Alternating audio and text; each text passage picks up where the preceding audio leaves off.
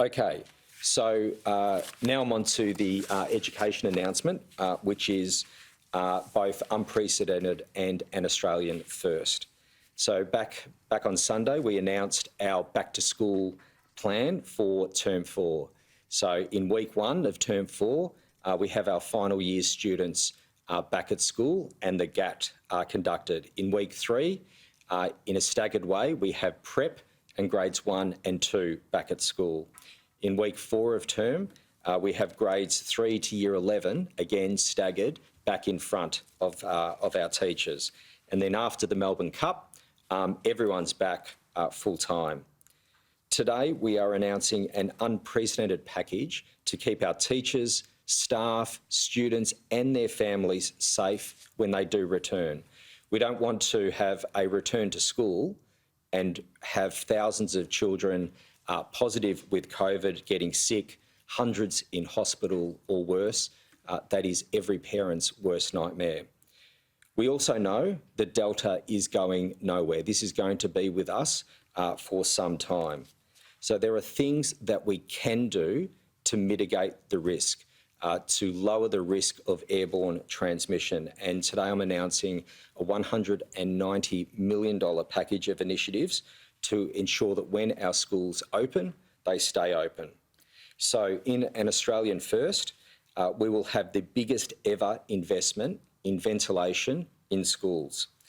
We have signed a contract with Samsung, and out of that $190 million, $125 million will deliver 51,000 air purification devices to every single government school and all low-fee Catholic and independent schools in Victoria.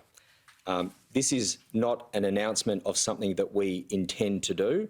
We're not talking about a process today or something that we hope to achieve.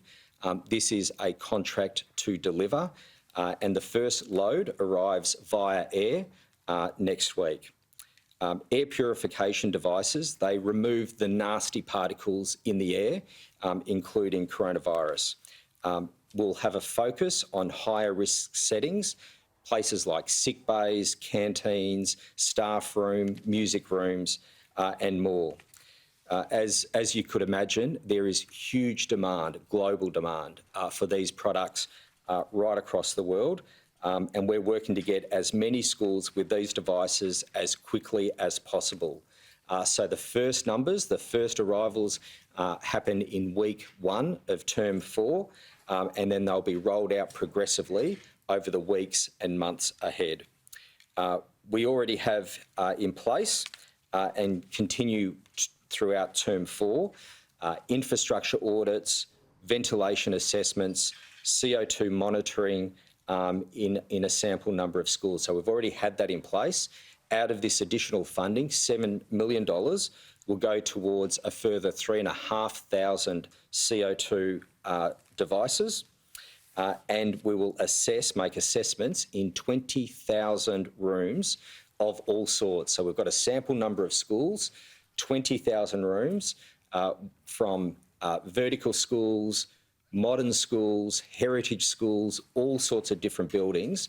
And all of this work, the CO2 monitoring, the assessment in these sample schools in 20,000 rooms will then inform the full rollout of our air purification devices over the coming weeks and months. But this is a very, very significant announcement and the first of its kind in Australia. There's a further $60 million out of that 190, and this again will go to all government schools and all low-fee Catholic and independent schools. All of those schools will be entitled for a grant of up to $25,000 to purchase shade sails. And this is about creating more outdoor learning spaces, and it complements the existing Department of Health shade sails program. So schools can register their interest from today on the school building's website.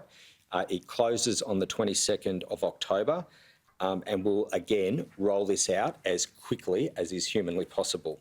But again, these are some of the mitigation measures that we can put in place.